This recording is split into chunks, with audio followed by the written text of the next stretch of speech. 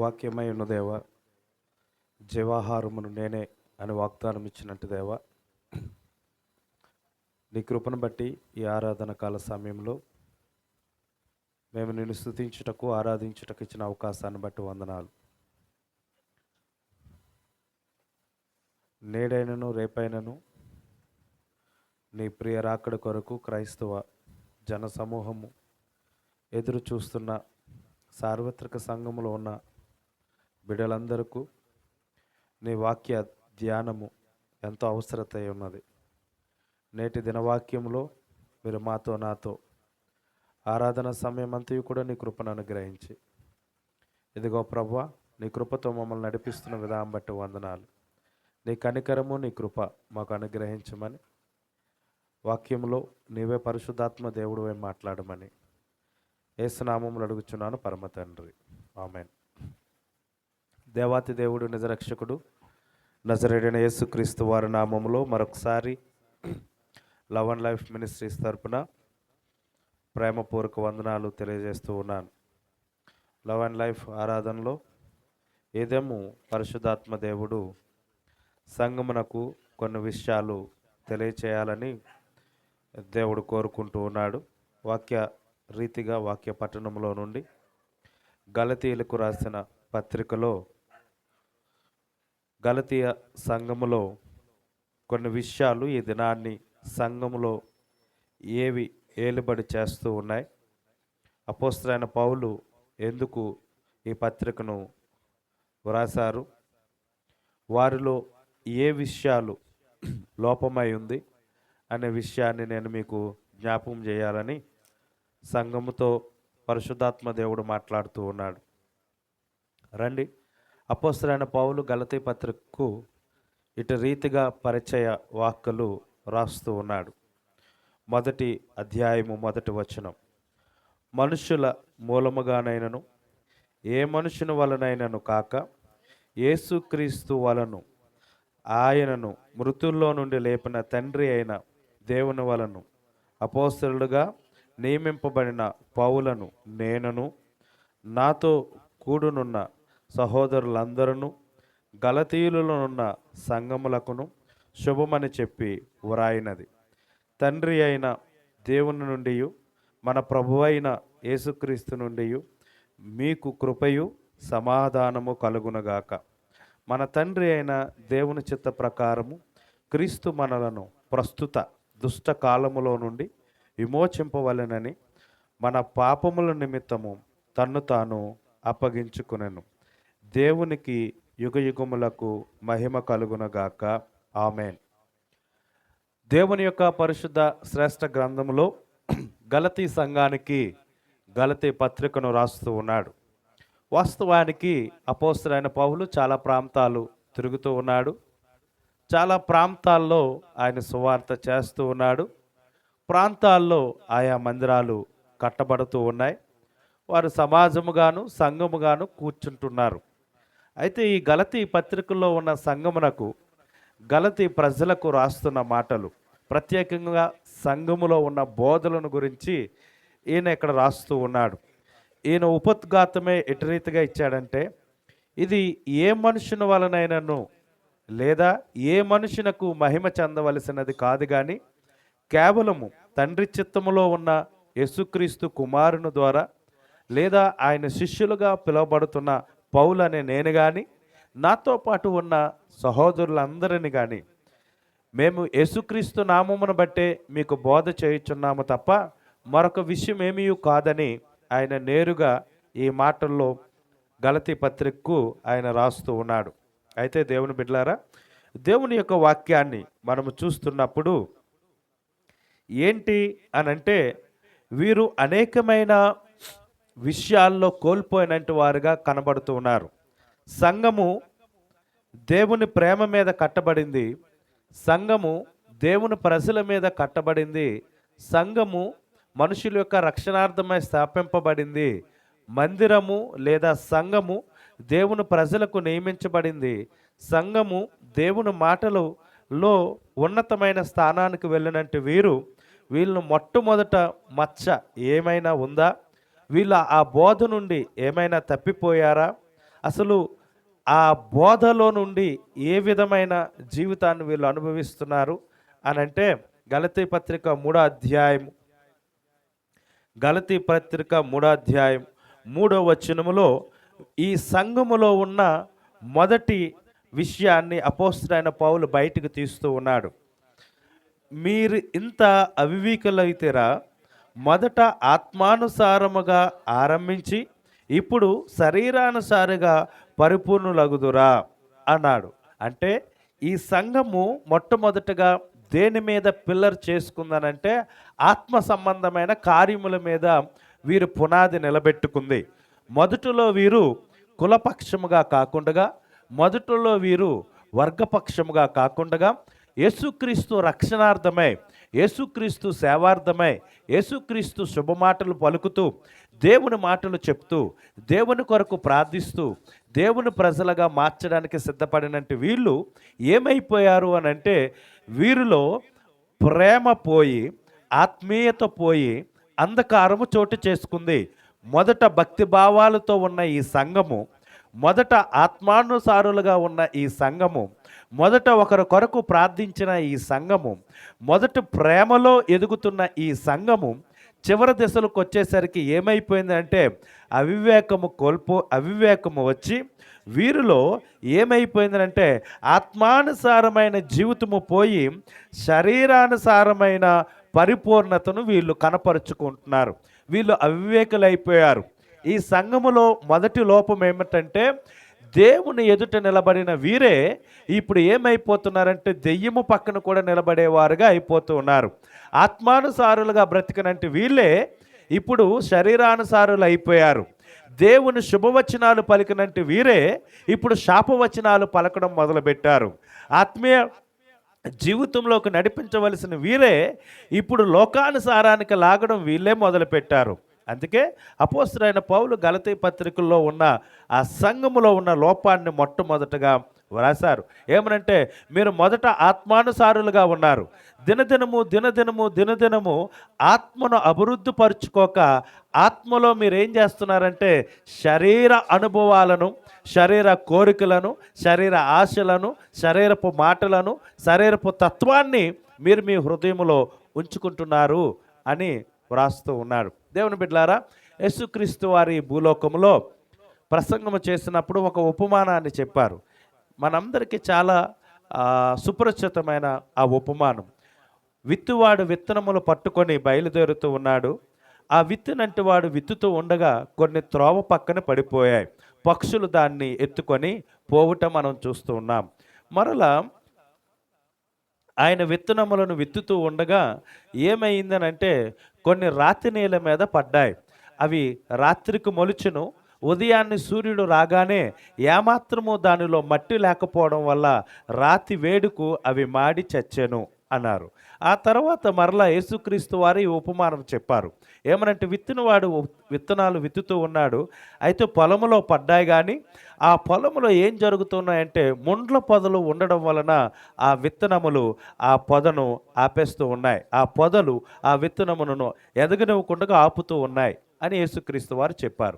సరే, ఈ 3 సారాంశాలు చెప్పిన తర్వాత ఇప్పుడు ఏమంటున్నాడంటే ఒక పొలములో విత్తనాలు విత్తుతూ ఉండగా ఆ పొలములో ఏమి జరిగాయి ఈ విత్తనాలు అంటే ఒకటి 30% గాను, ఒకటి 30 వంతులు గాను, 60 వంతులు గాను, 100 వంతులు గాను అవి ఎదుగుదలను ఇస్తున్నాయి అని అన్నాడు. అయితే ఈరోజు మన జీవితంలో దేవుని వాక్కు ఆత్మానుసారముగా మొదలుపెట్టి ఆత్మానుసారమైన ఈ హృదయం అనే పొలములో ఏమాత్రము కూడా మట్టి శాతము లేనందున, ఏమాత్రము కూడా మట్టి శాతము తగ్గిపోతూ ఉండడం వల్ల, రాతినేలు అవ్వడం వల్ల మనము 100% కూడా ఫలింపవలసిన ఈ విత్తనాలు 30%తోనూ 60%తోనూ ఆగిపోతూ ఉన్నాయి.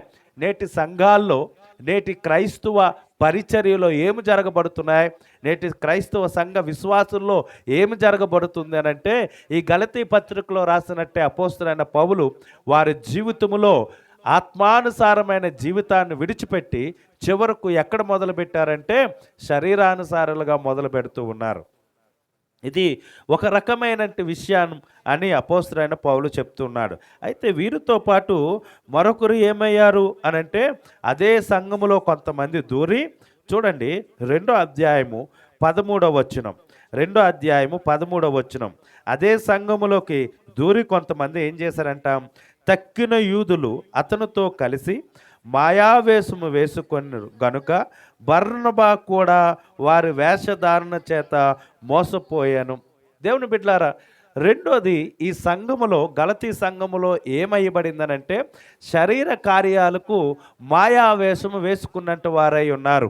ఇది వారి జీవితంలో మాయావేషం వేసుకొని, పర్వాలేదు అలా చేయడం వల్ల ఏమి తప్పేమి కాదు, దేవుని కొరకే కదా చేస్తున్నాం, ఇలా చేయడం వల్ల తప్పేమి కాదు, దేవుని కొరకే కదా చేస్తున్నాము, మనం బోధించడం వల్ల తప్పేమీ లేదు, దేవుని కొరకే కదా చేస్తున్నాము. దేవుని బిడ్డలారా, యాజకుడు అనగా దేవుని చేత నియమించబడిన వాడై అవుతాడు. దేవుని చేత నియమించబడిన వాడే, దేవుని పిలుపున్నట్టు వాడే యాజకుడిగా మారడానికి ఉంది.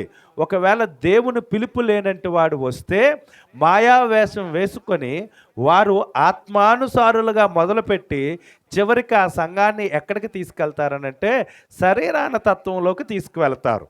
అంటే లేని అలవాటులను, లేని విషయాలను, లేని మాటలను సంఘ నిబంధనలోకి రప్పించి సంఘము నిలబడుతుంది, పరిచర్య జరుగుతుంది, కానీ మాయావేషము ద్వారా వారి భూలోకములో ఏమవుతుంటారంటే ఎదుగుతూ ఉంటారు. దానివలన పిలుపు లేనంటూ యాజకుడు ఏమవుతాడు అనంటే, పిలుపు లేని సేవకుడు ఏమవుతాడంటే, దేవుని ప్రజలకు ఈ లోకానుసారమైన దేవుని ప్రజలకు ఏంటనంటే ఈ లోకానుసారమైన వాటిని వారు ఆరంభించడం మొదలు పెడతారు. ఎలాగ ఆరంభించడం మొదలు పెడతారు అని అంటే, ఈ లోకానుసారమైన మాటలను బట్టి వారు దినములు, సంవత్సరాలు, గడియలు ఎదుర్కొనే విధముగా వారు సంఘాల్లోనికి చొరబెట్టుకొని వస్తూ ఉంటారు. కాబట్టి దేవుని బిడ్డలారా, వీరు మొట్టమొదటిగా వీరు చేసే పనేంటి అని అంటే, చూడండి, 1వ అధ్యాయం 10వ వచనంలో అపోస్తలుడైన పౌలు వీరి సంఘములో ఉన్న విషయాలను రాస్తూ ఉన్నాడు. ఇప్పుడు నేను మనుషుల దయను సంపాదించుకొని చూచుచున్నానా, దేవుని దయను సంపాదించుకోనని చూస్తున్నానా? ఇక్కడ చూడండి, అపోస్తలుడైన పౌలు సంఘముతో సూటిగా మాట్లాడుతున్నాడు. నేటి దినాల్లో సంఘ పరిచర్యలు ఎలా జరుగుతున్నాయనంటే మనుషుల దయ వలన జరుగుతూ ఉన్నాయి. మనుషులను సంపాదించుకునే వారుగా ప్రయత్నం చేస్తూ ఉన్నారు. మనుషుల దయ ద్వారా సంఘాలను నడిపించే వారుగా ఉన్నారు. గలతీ సంఘములో ఈ లోపము ప్రత్యేక రీతిగా కనబడుతూ ఉంది. అందుకే అపోస్తలుడైన పౌలు ఏమాత్రము కూడా భయపడకుండా గలతీ సంఘములో ఉన్న లోపాలన్నిటినీ పెడుతూ ఉన్నాడు. అయ్యా, మీరు మనుషుల దయ సంపాదించుకోవాలనుకుంటున్నారా, దేవుని దయ సంపాదించుకోవాలనుకుంటున్నారా? మనుషుల దయ సంపాదించాలంటే ఈ లోకములో ఉన్న పరిస్థితులన్నిటినీ మీరు ఎదుర్కోవాలి. ఈ లోకములో ఉన్న వాటన్నిటినీ కూడా మీరు ఆచరించాలి. ఎలాగ ఆచరించాలి చూడండి, 4వ అధ్యాయం 10వ వచనం. గలతీ పత్రిక 4వ అధ్యాయం 10వ వచనం. మీరు దినములను, మాసములను, ఉత్సకాలమును, సంవత్సరములను ఆచరించవలసిన పరిస్థితి వస్తుంది. ఇది ఆచరణ చేస్తే 11వ వచనంలో అంటున్నారు, ఈ విషయమైన నేను పడిన కష్టము వ్యర్థమైపోతుంది కదా. మీరు దినాలను ఆచరిస్తున్నారు, చెప్పండి, ఇంకేం ఆచరిస్తున్నారు? నెలలను ఆచరిస్తున్నారు, ఉత్సకాలమును ఆచరిస్తున్నారు, సంవత్సరాలను ఆచరిస్తున్నారు. ఇవి క్రైస్తవ సంఘాలలో లేవు. ఇది క్రైస్తవ సంఘములో రాయబడలేదు. మనకేం పని దినాలతో? మనకేమి పని? లేని వాటిని ఆరంభం చేసుకోవడానికి. సంఘము ఆత్మానుసారముగా నిలబడవలసినది. దినాలకో, రోజులకో, సమయాలకో, గడియల మీద ఆధారపడేది కాదు. ఈ గలతీ సంఘములో లేని విషయాలను సంఘములో పెడితే అపోస్తలుడైన పౌలు వారిని గమనించి ఈ మాటలు రాస్తూ ఉన్నాడు. మీరు మనుషులను దయను పొందుకోవాలనుకుంటున్నారు, కానీ దేవుని దయను పొందుకోవాలనుకోవడం లేదు.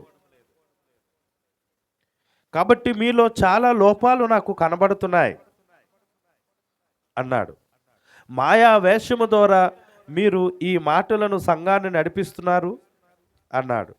చూడండి, ఇంకో మాట ఇక్కడ మనకు కనబడుతూ ఉంది. 2వ అధ్యాయము 19వ వచనం. 2వ అధ్యాయము 19వ వచనం.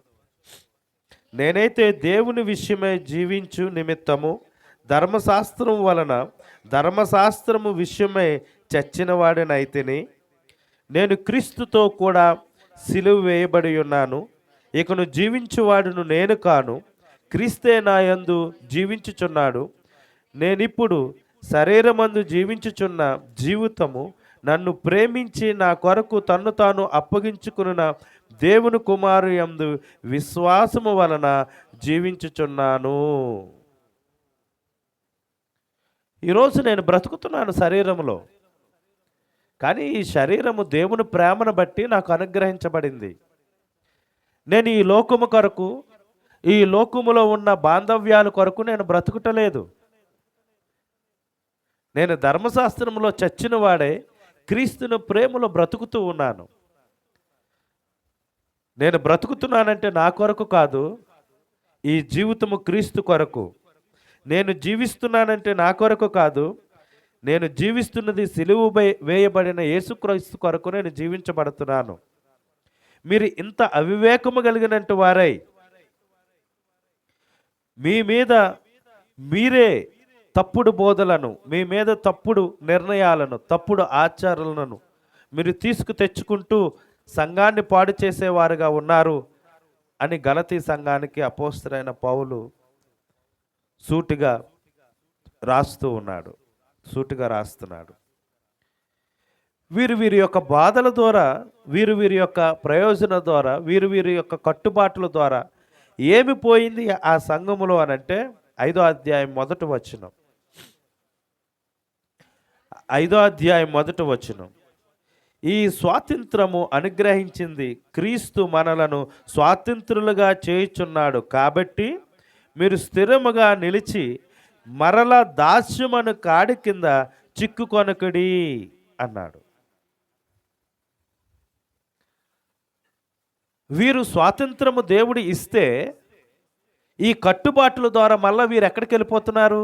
ఈ గలతీ సంఘం అంతా కూడా దాస్యం అనే కాడి కిందకు వెళ్ళిపోతూ ఉన్నారు.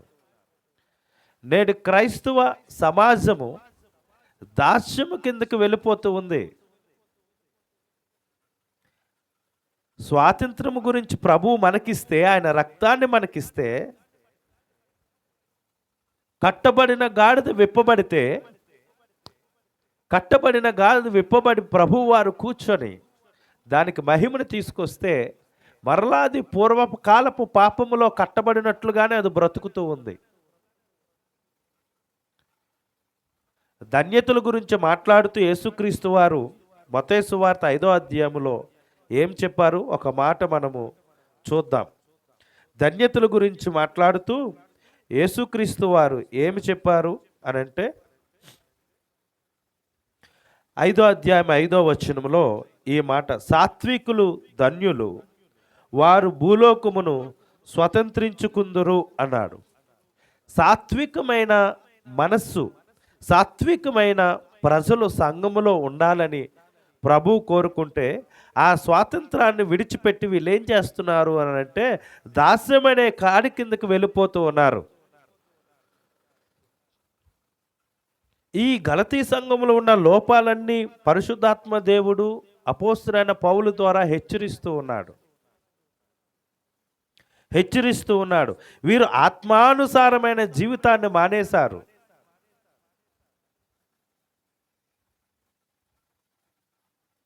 ఆత్మ ద్వారా జరిగే కార్యాలను మానేశారు. చూడండి, ఇంకా కూడా ఇక్కడ క్షుణ్ణంగా వీళ్ళు ఎంత అవివేకంలోకి వెళ్ళిపోయారనేది ఇక్కడ చెప్పబడుతుంది. 5వ అధ్యాయము 13వ వచనం. సహోదరులారా, మీరు స్వతంత్రులుగా ఉండుటకు పిలువబడితిరి. అయితే ఒక మాట, ఈ స్వాతంత్రమును శరీర క్రియలకు హేతువ చేసుకొనక ప్రేమ కలిగిన వారే ఒకడు దాసులై ఉండడి అని మాట్లాడుతున్నాడు. అంటే ఈ స్వాతంత్రం ఏం చేస్తుంది వీళ్ళని అని అంటే తప్పుతోవ పట్టించే విధముగా జరుగుతూ ఉంది.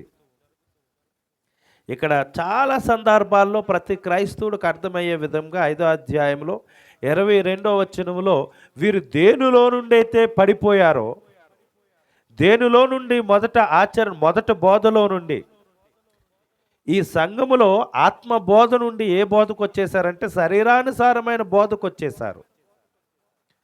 ఆత్మ సంబంధమైన బోధ ఏది అంటే 5వ అధ్యాయం 22వ వచనంలో ఆత్మ సంబంధమైన బోధ ఏదైతే ఉందో అది రాయబడింది. అయితే ఆత్మఫలము ఏమనగా ప్రేమ, సంతోషము, సమాధానము, దీర్ఘశాంతము, దయాలత్వము, మంచితనము, విశ్వాసము, సాత్వికము, ఆశా నిగ్రహము. ఇది ఆత్మ వలన కలిగిన కార్యములు. అయితే వీరు జీవితంలో ఇప్పుడు ఎక్కడ మొదలు పెట్టారంటే ఆత్మ ద్వారా కొన్ని దినాలు నడిచారు, ఆత్మ ద్వారా కొన్ని దినాలు పునాదులు వేశారు. ఇప్పుడు వారి సంఘములో వారి పరిచర్యలు ఏ బోధ వచ్చేసిందనంటే శరీరానుసారమైన బోధ వచ్చేసింది.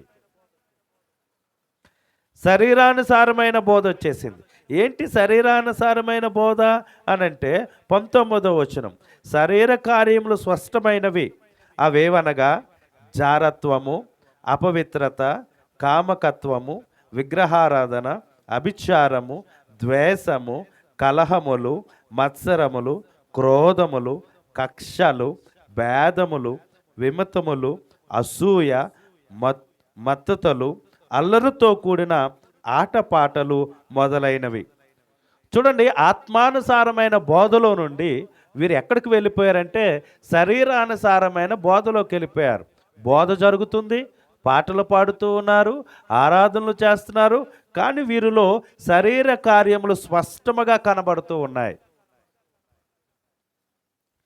కలహాలు కనబడుతున్నాయి, మత్సాలు కనబడుతున్నాయి, క్రోధములు కనబడుతున్నాయి, కక్షలు కనబడుతున్నాయి, విభేదాలు కనబడుతున్నాయి, విమతులు కనబడుతున్నాయి, అసూయ కనబడుతుంది, మత్తు కనబడుతుంది, అల్లరితో కూడిన ఆటపాటలు వీరి జీవితంలో కనబడుతూ ఉన్నాయి. ఓ గలతీ సంఘమా, మిమ్మల్ని ఎవరు ఇంత అవివేకముగా మార్చారు? ఓ గలతీ ప్రజలారా, మీరు మొదట ఆత్మానుసారులుగా ఉండి దేవుని ప్రేమను కనుక్కొని ఇప్పుడు శరీర కార్యములకు చోటిస్తున్నారేంటి? వీళ్ళ భాష ఏమైపోయిందంటే ఏమి తిందామా, ఏమి త్రాగుదామా, ఏమి ధరించుకుందామా అనుకుంటున్నారు. ఇప్పుడు వీరిలో పూర్వకాలము యెజబేలు యొక్క బోధ నిండుకొని ఉండిపోయింది. యెజబేలు బయటికి చక్కగా రూపవతిగా, యెజబేలు సౌందర్యం గలగంటిదిగా కనబడుతూ ఆమె లోపంను శరీర కార్యములు చేసినట్టుగా మిగిల్చబడింది. సంఘాల్లో ఏమి జరుగుతుందనంటే ఒక అబద్ధాన్ని 100 సార్లు చెబితే 100 సార్లు చెప్పుకుంటే అదే నిజమవుతున్నట్టుగా కనబడుతూ ఉంది నేటి దినాల్లో. ఒక అబద్ధాన్ని 100 సార్లు చెప్పడం వల్ల అబద్ధమే నిజముగా అనుకునే విధముగా మారిపోతున్నారు ప్రజలు. సత్యాన్ని విడిచిపెట్టారు, ఆత్మ సంబంధమైన వాటిని బోధలను విడిచిపెట్టారు, శరీర కార్యములకు ఇష్టపడుతూ ఉన్నారు. శరీర తత్వానికి, శరీరముతో కూడిన బోధలకు అలవాటు పడిపోయారు. ఒకప్పుడు సర్పము అంటే అది విషపూరితమైనది, అది విషపురుగు. సర్పమును గురించి ఎవడైనా ఒక మాటలో చెప్పాలంటే అది విషపూరితమైనది, అది విషముతో ఉన్నది, అది విషపురుగు. దాన్ని ముట్టుకుంటే లేదా అది మనల్ని కాటేస్తే విషం ప్రాకి చచ్చిపోతాం అనుకునేవారు. కానీ ఇప్పుడు మానవుడు ఏం చేస్తున్నాడంటే మనిషి తన కళ్ళల్లో విషం పెట్టుకొని బ్రతుకుతూ ఉన్నాడు. మనిషి తన కళ్ళల్లో విషం పెట్టుకొని బ్రతుకుతూ ఉన్నాడు. నేటి సంఘాల్లో, నేటి ఆధునిక ప్రపంచంలో మనిషి తన కళ్ళల్లో విషం పెట్టుకొని బ్రతుకుతున్నాడు. తన పొరుగు వారి మీద విషచూపులు, తన పొరుగు వారి మీద విష పలుకులు. వారి హృదయమంతా విషముతో నిండుకొని ఉంది. వారు చూపులు విష హృదయముతో, విష చూపులతో ఉన్నారు వాళ్ళు. ఆ విష పురుగు కంటే మానవుడు దారుణంగా తయారైపోయాడు. ఇవి కుటుంబాలను చిచ్చు పెడుతూ, ఆత్మీయ జీవితంలో చిచ్చు వస్తూ, సంఘాలను చిచ్చు పెడుతూ, చివరికి ఏ బోధలోకి వచ్చేసారంటే యెజబెలు యొక్క బోధకు వచ్చేసాడు. అయితే మరి దేవుడు చూస్తూ ఊరుకుంటాడా అంటే కొంత సమయం ఇస్తాడు, కొంత సమయం ఇస్తాడు. ఇప్పుడు పిల్లలు ఎలాగైతే 1వ తరగతి నుండి 10వ తరగతి వరకు చదువుతున్నారో, వాడు చదువుకి ఒక 10వ తరగతిలో ఒక సమయం ఉంటుంది. ఆ ఎగ్జామ్లో వాడు రాసినప్పుడు కూడా లాస్ట్ ఎగ్జామ్ వరకు కూడా బాగా స్టైల్ కొట్టుకొని వెళ్తాడు. అది రిజల్ట్ వచ్చినప్పుడు వాడి పరీక్ష సమయము, అది విజయానికి సాంకేతము. దేవుడు శరీర సంబంధమైన బోధలు చేసిన, అలాంటి క్రియలు సంఘాల్లో నేర్పించిన, మనిషి విషపు చూపులు చూసిన, మనిషి ఒకవేళ వాడి హృదయం విషముతో నింపుకున్నా, వాడి మాటలు విషముతో నింపుకున్నా, చిచ్చు పెట్టుకుంటున్నా, మరి దేవుడు వారికి ఎందుకు పనిష్మెంట్ ఇవ్వడు అని అంటే దేవుడు సరాసరిగా చెప్తూ ఉన్నాడు. దేవుడు ఏమని చెప్తున్నాడంటే, నేను వారిని శిక్షించడం పెద్ద విషయమేమి కాదు, కానీ శిక్షించేలోపు వారికి ఏమి ఇవ్వాలి అని అంటే చూడండి, ప్రకటన గ్రంథం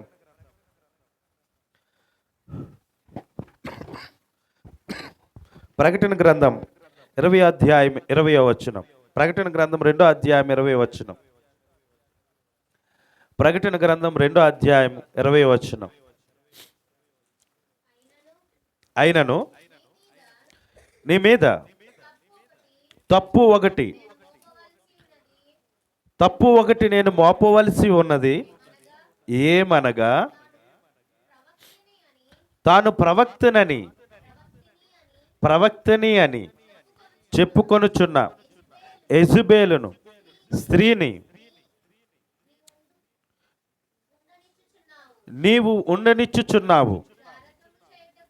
జారత్వము చేయుటకును, విగ్రహములకు బలిచ్చుటకును, వాటిని తినుటకును అది నా దాసులకు బోధించుచు వారిని మోసపరుచుచున్నది. ఇక్కడ చాలా క్లియర్గా మాట్లాడుతున్నారు. ఈ గలతీ సంఘములో కూడా శరీర కార్యములు ఏవైతే జరిగించబడుతున్నాయో యెజబెలు యొక్క బోధ కూడా అదే ఉంది. ఇది నేటి క్రైస్తవుల్లో చాలా మందికి అంధత్వం కలిగిస్తుంది ఈ బోధ. ఒక సేవకుడు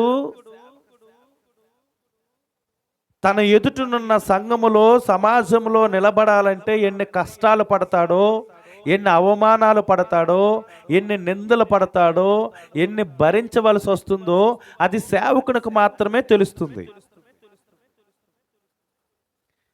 ఈ యెజబెలు బోధ ఏదైతే ఉందో,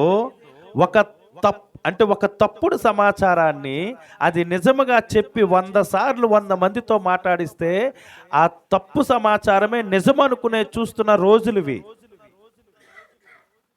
అబద్ధ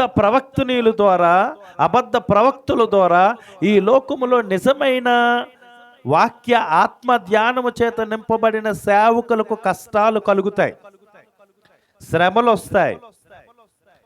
ఆ సంఘములో ఆత్మ నడిపింపు ఉండేటప్పుడు లోకానుసారమైన బోధ వెంటాడుతూ ఆత్మ సంబంధమైన బోధలను పడగొట్టి శరీరానికి సంబంధమైన బోధలు వీళ్ళు మాయావేషం వేసుకొని సమయోచితంగా మాట్లాడుతారు. యెజబెలు ప్రవక్తని కాదు. యెజబెలు ఎలాంటిదో మనకు తెలుసు. యెజబెలు ప్రవక్తని కాదు, కానీ యెజబెలు రూపమును ధరించుకొని ప్రవక్తని అని చెప్పుకుంటూ లోపటకు వచ్చి ఏమి చెప్పుతుంది సంఘాలలో అంటే తన దాసులకు బోధించుచు మోసపరచెను. మాయావేషం వేసుకున్నట్టు యెజబెలు ఏర్పరచబడిన వారిని సహితము మాయావేశముతో బోధిస్తూ వారికి వస్తుందంట. అయితే మరి దేవుడు చూస్తూ ఊరుకుంటాడా అని అంటే 21వ వచనం, మారు మనసు పొందుటకు నేను దానికి సమయం ఇచ్చితిని గాని. దేవుడు ఏమిస్తున్నాడంట? ఈ కళ్ళల్లో విషం పెట్టుకున్న వాళ్ళకి, హృదయంలో విషం పెట్టుకునే వాళ్ళకి, సంఘమును తప్పుడు బోధలో నడిపిస్తున్నట్టు వారికి మనకేమిస్తున్నాడు దేవుడు అని అంటే, ఏమిస్తున్నాడు చెప్పండి? వారికి నేను సమయము ఇచ్చి తిని. నోవాహు వాడను సిద్ధపరచుకోమన్నప్పుడు ప్రజలు నోవాహు వాడను సిద్ధపరచుకోవడానికి ఇష్టపడలేదు. ఏమయ్యా అంటే, వర్షము ఏంటి, అసలు నీరేంటి, పడవేంటి, వాళ్ళకి అదొక రకమైన కొత్తతనముగా ఉండేది. ఆ బోధ వారికి, ఆ సువార్త వారికి ఇష్టము లేదు.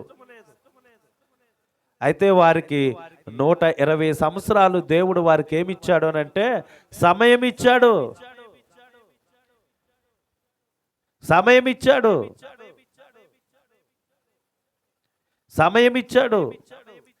దేవుడు నీ అంధత్వాన్ని పోగొట్టడానికి, నీవు సత్యములోకి రావడానికి దేవుడు నీకు సమయం ఇస్తుంటే ఆ సమయాన్ని నువ్వు వ్యర్థపరుస్తున్నావేమో. మాయావేశము ద్వారా చెప్పబడిన మాటలను తెచ్చుకొని ఇది నిజమనుకుంటున్నావేమో. ఆ బోధ నిజమనుకుంటున్నావు, ఆ పరిచర్య నిజమనుకుంటున్నావు, ఆ సంఘము నిజమనుకుంటున్నావు, ఏదైతేనేమి దేవుని సంఘమే కదా అనుకుంటున్నావు. అది కాదు. ఏదైతేనేమి అన్నీ పాలే కదని జిల్లుడు పాలు తాగలేంగా, ఏదైతేనేమని జిల్లుడు పాలు నోట్లో వేసుకోలేముగా. ఈరోజు దేవుని యొక్క వాక్యము కనుల ముందు మనకు కనబడుతున్నప్పుడు గలతీ సంఘములో ఉన్న లోపాన్ని అపోస్తలుడైన పౌలు, మీరు మొదట ఆత్మానుసారమైన వాక్యాన్ని బోధించేవారు, ఇప్పుడు ఏమైపోయారంటే శరీరానుసారులు అయిపోయారు.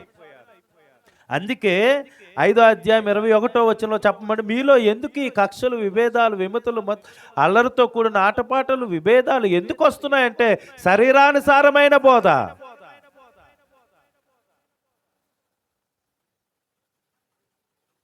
శరీరానుసారమైన బోధ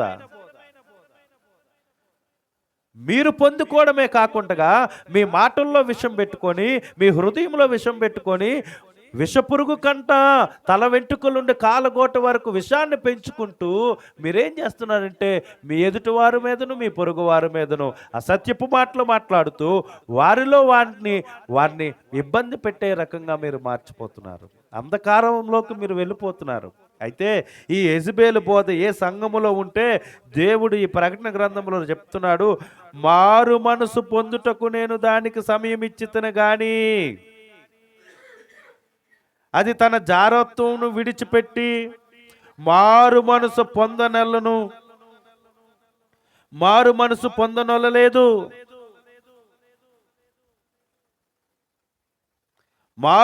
పొందలేదు. అందుకే ఆ 20వ వచనంలో 2వ అధ్యాయం 20వ వచనంలో మొదట అంటున్నాడు ఏమనంటే, అయినను నీ మీద ఒక తప్పు నేను మోపవలసి వచ్చింది. ఆ బోధలో నుంచి నువ్వు బయటకు రాలేదు, ఆ చూపుల్లో నుండి నువ్వు బయటకు రాలేదు, ఆ హృదయంలో నుండి నువ్వు బయటకు రాలేదు, ఆ వ్యసనాల్లో నుండి నువ్వు బయటకు రాలేదు. నీవు మాత్రం అందరి మీద తప్పులు మోపుతున్నావు. నువ్వు అందరినీ పరీక్షిస్తున్నావు, నువ్వు అందరి వైపు చూస్తున్నావు. వాడి జీవితం ఏంటి, వీడి జీవితం ఏంటి, వాడి బ్రతికేంటి, వీడి భక్తి ఏంటి, వాడి భక్తి అంతా, వీడి భక్తి అంతా, వాడి జీవితం ఏంటి, వీడి జీవితం ఏంటి అంటూ ప్రతివారు కూడా ఇతరులను పరీక్షించేవారుగా ఉండిపోయారు. కానీ మనకు మనం పరీక్షించుకునే పరిస్థితులు పోయాయి. యెజబెలు స్త్రీ బోధ సంఘాల్లో పట్టేసింది, క్రైస్తవుల్లో పట్టేసింది. అల్లరితో కూడిన ఆటపాటలు ఈ లోకము సంఘములోకి తీసుకొచ్చి దినాలు, సంవత్సరాలు, పండుగలు అని చెప్పుకుంటూ ఆత్మీయ జీవితాన్ని వ్యర్థం చేసుకుంటున్నారు. అందుకే నేను నీ మీద ఒక తప్పు మోపవలసి వస్తుంది. అందుకే నేను నీ మీద తప్పు మోపవలసి వస్తుంది. నీ చూపులో తప్పుంది, నీ మాటలో తప్పుంది, నీ హృదయంలో తప్పుంది, నీ నడకలో తప్పుంది, నీ బ్రతుకులో తప్పుంది. కానీ నువ్వు ఇతరులను తృణీకరిస్తున్నావు. దీవించవలసిన నీవు శపిస్తున్నావు, అది తప్పు కాదా? ప్రార్థించవలసిన నీవు శపిస్తున్నావు, అది తప్పు కాదా? ప్రేమ చూపించవలసిన నీవు కక్ష సాధిస్తున్నావు, తప్పు కాదా? కప్పవలసిన నీవే విప్పుతున్నావు, తప్పు కాదా? మోయవలసిన నీవే రోడ్డు పక్కన పడేస్తున్నావు, తప్పు కాదా? భారము భరించవలసిన నీవే బరువై కూర్చుంటున్నావు, తప్పు కాదా?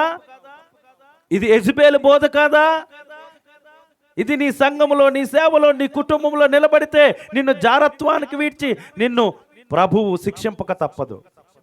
అందుకే యేసుక్రీస్తు వారు ఎప్పుడూ కూడా, ఎన్నడూ కూడా ఈ భూలోకంలో ఉండేటప్పుడు ఎవ్వరిని శ్రమ పెట్టే విధముగా, కష్టపెట్టే విధంగా మాట్లాడలేదు. ఆయన ప్రేమ గురించి చెప్పాలంటే ఈ భూలోకానికి వచ్చి, యోహాను సువార్తలో రాయబడింది, దేవుడు లోకమును ఎంతో ప్రేమించెను, అందుకే తన కుమారుణ్ణి ఈ లోకానికి పంపించాడు. ఆ కుమారుడు ఈ లోకానికి వచ్చి ప్రేమను చూపించాడు. ఆయన ఎంత ప్రేమమయుడంటే, నీవు నేను ఇంకా రక్షణ పొందక ముందే, ఇంకా మన పాపములో మనం ఉంటుండగానే ఆయన మనలను ప్రేమించి మన కొరకు శిలువ యాగమై రక్తము కార్చి ప్రాణము పెట్టినట్టు దేవుడు యేసు ప్రేమ.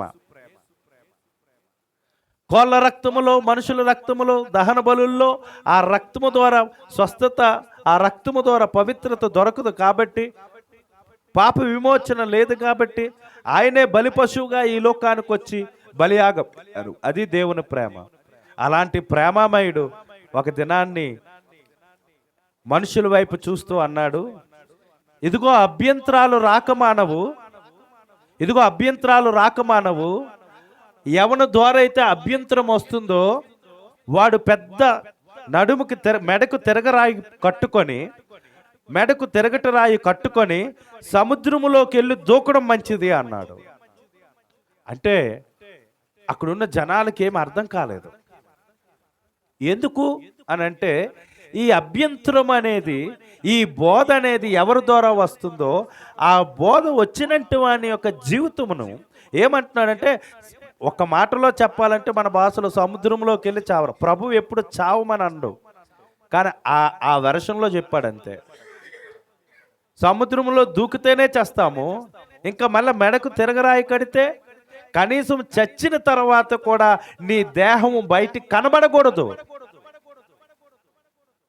నీవు ఒక అభ్యంతరానివి, నీ నోరు ఒక విషం, నీ హృదయం ఒక విషపు పూరితమైనది.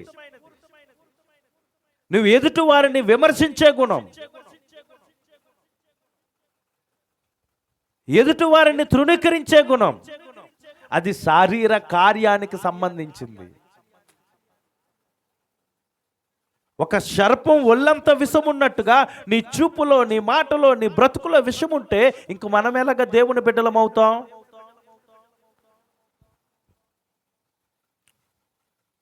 మన పొందుకుంటున్న బోధ ఆత్మానుసారమైన బోధ అంటున్నావు, నువ్వు శరీరానుసారమైన కార్యాలను చేస్తూ ఉంటే ఇంకెలాగవుతుంది?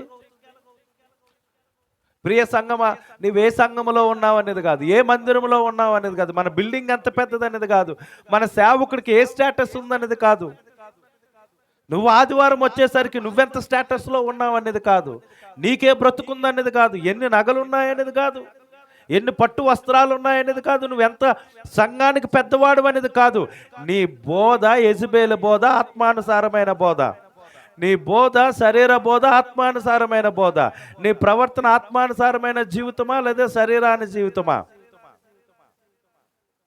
అందుకే ప్రకటన గ్రంథంలో నీ మీద నేను ఒక తప్పు మోపవలసి వచ్చును. 100 తప్పులేం కాదు.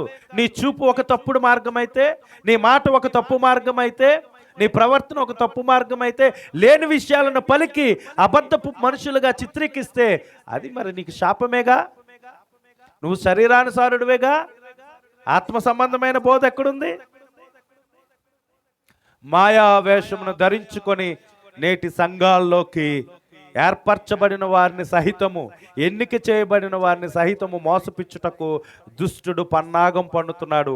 యెజబెలు ప్రవక్తని లాంటి బోధకులు సంఘాల్లోకి వస్తున్నారు. విశ్వాసులను పాడు చేయడానికి సిద్ధపడుతున్నారు.